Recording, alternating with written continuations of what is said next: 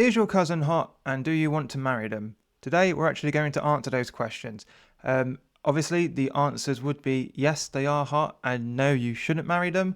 However, we're going to be talking about the people who actually know their cousins aren't hot, and yes, they should marry them. Before we get into it, of course, please do like the video if you like this stuff, do subscribe to see more, and hey, feel free to comment and tell me A, is your cousin hot? And B, should you marry them? So, otherwise, we're going to get into it, and why are we talking about this? So, cousin marriage, just to make sure we're on the same page, cousin marriage is when you marry somebody and your parents are siblings with their parents, okay? So you, by that definition, will share a grandparent, okay? That's cousin marriage. Now, cousin marriage is generally taboo in the UK, and it's one of those things in the UK where we don't actually have a law for it because it's so icky that we didn't think we needed to. Due to recent residents in our country, we actually now have a bill in the books about banning cousin marriage. So today we're going to look at sort of what the benefits of cousin marriage are and what some of the cons are. Now, before we kind of go into sort of who's doing it at the moment, I will be honest, cousin marriage has been a thing in the UK very rarely. In fact, it was only done by royals. As you can see here, I've got a little excerpt about, British monarchs who married their cousins. So some examples of British monarchs who married their cousins. King George IV, he married his first cousin. Cool. Queen Victoria, we all know her. Well, she married Prince Albert. They were first cousins. King Edward VII, he married his third cousin, so not too bad. And King George V, he married his second cousin. So, as I say, it is taboo in the UK, but it was done by the higher echelons. It was reserved for the elite. Why did they do it? Well, there's several reasons why, of course. Preserving power, wealth, and royal blood. Well, essentially, one of the reasons is if you kind of keep sort of the marriage within the family, then in terms of inheritance, lands, titles, things of that nature, you're sort of narrowing the inheritance of those. So rather than it kind of spreading outwards, it narrows down. So that way, the royal families and everybody, and they just keep their lands, titles sort of in a more centralized cluster. Strengthening alliances. So obviously back in sort of, let's say, medieval times and things, the best way to sort of stop war with your neighbour is to have a royal marriage. So your prince will marry their princess, they'll have kids, and then those kids are generally sort of in line to, inherit both titles. And, well, as we know from, many sort of books and novels and history, that obviously does cause problems. But otherwise, yeah, it's quite good. Limited pool of suitable matches. Yeah, you imagine that, you're like, the King of England or the King of France, all that stuff. There's not actually that many people that would sort of, fit the sort of worthiness role. So, yeah, your cousin would, and there you go. Now, mind you, anyone who's ever played Crusader Kings 3, I'm definitely guilty of this. I have gone out of my way to create a religion where you are allowed to marry your sisters and brothers, not for any fetish reasons. It was just because I was getting really sick and tired of my lands and stuff being given out to random people. So yeah, I married my sister, had a kid, and he kept all the titles. So I'm guilty of it. Not physically, digitally, we'll say then. And then tradition and familiarity. Yeah, so they know each other. So it's like, oh, I know you. We'll get married, I guess. So yeah. Now, obviously, that sort of petered out. Actually, one thing I did want to mention here with Victoria. It's not here. Basically, apparently, her marrying Prince Albert actually gave the royals a trait of this condition, not hemoglobin. Anyway, never mind. We'll move on. So that's why you would marry your cousin. Okay. Another reason you might marry your cousin is if your cousin's Sydney Sweeney. I've checked. She's not my cousin, so that ship sailed. So Never mind then. Okay, so we've talked about some of the pros and reasons that you would marry your cousins. Now I'm going to look at sort of why you shouldn't. So I've got an article here from BBC. Now this was published last year, 27th February 2025. So as you know, BBC is sort of a woke like mind virus place. So the fact that they're actually publishing a article about cousin marriage means it's so obvious that not even they can pretend, it's not bad. So I will have a little read of this one. In a busy terraced house in Bradford, three sisters are chatting. It's a big day.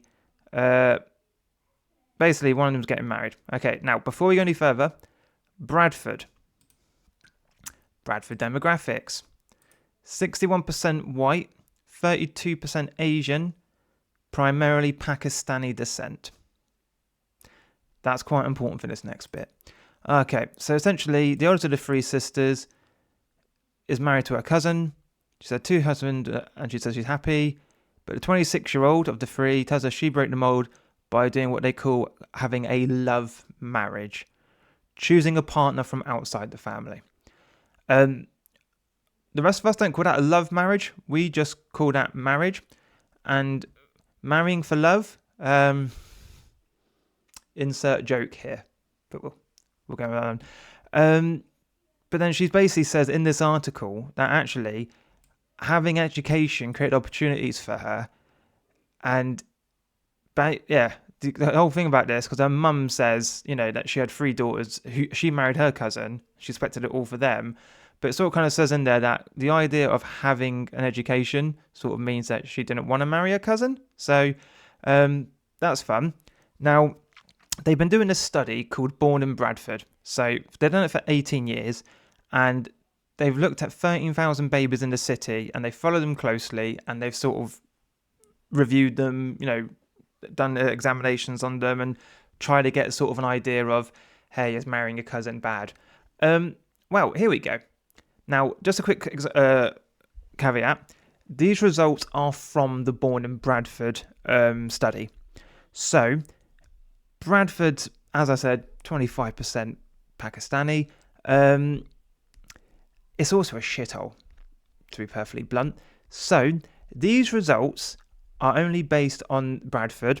If we extrapolated them to the rest of the UK, I think they'd all look much worse than they do actually here. So, for example, probability of reaching a good stage of development. If you got first cousins, you got 53% chance. Not related, 64%. Outside of Bradford, probably around 80. Who knows? Probability of having speech and language issues. First cousins, 11.3%. Not related, 7.4%. Rest of the UK, probably 2%. And average number of primary care appointments per year. First cousins, 4.1. Not related, 3. Rest of the UK, 1. Who knows? So there we go. Straight away, it's just telling you, if you marry your cousin, there's a good chance that it's just not going to go well for you. Now, NHS being the NHS, so this is the British Medical Journal. For those who can't remember this, last 22nd of September, the NHS actually produced a blog post saying that there was various potential benefits of having a first cousin marriage. It got removed almost instantly because they were saying that it was basically it was a mistake. It wasn't intended as policy, but it was just somebody posting it. But one expert who was quoted in the blog said the contents were extremely uncontentious and very substantially factually based. So just remember, the UK is a socialised system, even if you pretend it's not, it is. We have socialised healthcare, which means that the government can, should, and do have socialist policies which basically kind of force you to kind of do certain things to not be unhealthy. For example, they've got tax on sugary drinks and all this stuff. If you've got a socialised healthcare system, expect socialised policies, things like that. So when you've got the NHS coming out saying, actually, it's okay to have kids with your first cousin, even though statistically it's not, there's something very wrong there.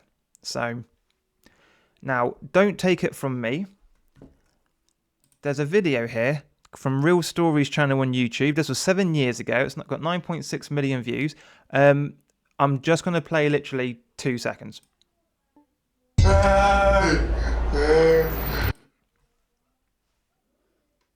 Need I say more? Yeah, I mean, okay, let's be honest. I've not actually watched the whole video, but looking at that hallway, probably a family in poverty anyway. But let's be honest. If you watch it, you can tell that they're South Asian. I don't actually know where they're from.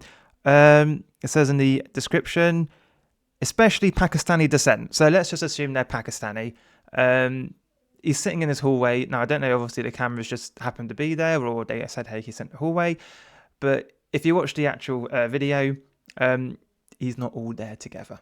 So, in summary, the pros of marrying your cousin is if it's Sydney Sweeney and she's really hot, or keeping wealth and things within the family. The downsides of marrying your cousin is it's extremely icky, gross. Go get an actual woman, and also your kids are going to be like that. They're not really going to be able to have a good life if they're kind of lying in corridors, and yeah, just not good. So, what are we doing about it? Well, the government, Mr. Richard Holden MP, has submitted a bill to ban cousin marriage. That's essentially it. Ban first cousin marriage. If you've got same grandparents, if your parents are siblings with the person you want to marry's parents, you can't get married. Draconian? No, it's just, I think it's about time we kind of put this to paper and said, listen, it's icky. Don't marry your cousin. Okay, so that kind of makes perfect sense. However, our dear General Keir Starmer has other ideas. So we're going to listen to MP's questions where someone's talking about the first cousin marriage bill. A marriage between first cousins carries significant health issues, many of which aren't even knowable until post-birth. When practised generation after generation, there is a significant multiplier effect. In addition, the real impacts for the openness of our society and women's rights in our country are also significant. After all, there are significant dynamics in sharing the same set of grandparents. On Friday, this government has a choice to let my bill go through to ban first cousin marriage to committee stage. Will the Prime Minister think again before instructing his whips to block this legislation? Prime Minister. Mr. Speaker, we've taken our position on that bill. Thank you. That completes Prime Minister's question. Right, so that's that then. So the reason that a Labour Party and probably the Greens now won't ban first cousin marriage is because, well, let's be clear, a lot of their South Asian constituents really fancy their cousins. So we know that sort of there's areas, there's Labour seats that are heavily dependent on the Muslim vote. And I'm saying the Muslim vote because pretty much most of the Pakistanis, Bangladeshis, things like that who are in this country are Muslims. So we'll say it's that. We've let in far too many of these people, and for some reason we've given them the vote. And because of that, then, a practice as barbaric as making children with your cousin, something for the last 1,000 years in the UK, we only let our wonderful royal family do because, it was, to stop us having wars, is now sort of common practice in some places. And it's bad for them. For heck, it doesn't help with integration, does it? If, you got a Pakistani migrant coming over saying, great, now that you're here, maybe you can assimilate and then, hey, maybe meet a native person and have a baby with them. No thanks. I've brought my cousin along and we're going to have babies. They're going to have birth defects and then you're going to pay for it because we're on benefits and we don't work. So imagine you've got a child who keeps slapping himself in the face. You could tell him to stop doing it, or you can say to him, okay, just be careful. All right, it's absolutely ridiculous. Something as obvious as it's icky. It's icky, but also you're making children who have defects, and then worst of all, when people outside of your community find out about it, they're going to bully you. If I happen to know anybody who married their cousin, I'd probably get their family tree out, send them a photo and say, hey mate, which ones of them do you think's quite fit too? It just is, it is. So anyway, guys, I'm going to wrap that up for today. As I said, please do like the video. Please do subscribe if you haven't already. And please, please, please, in the comments, let me know how hot your hottest cousin is and should you marry them. Otherwise, have a great rest of your day. Bye-bye.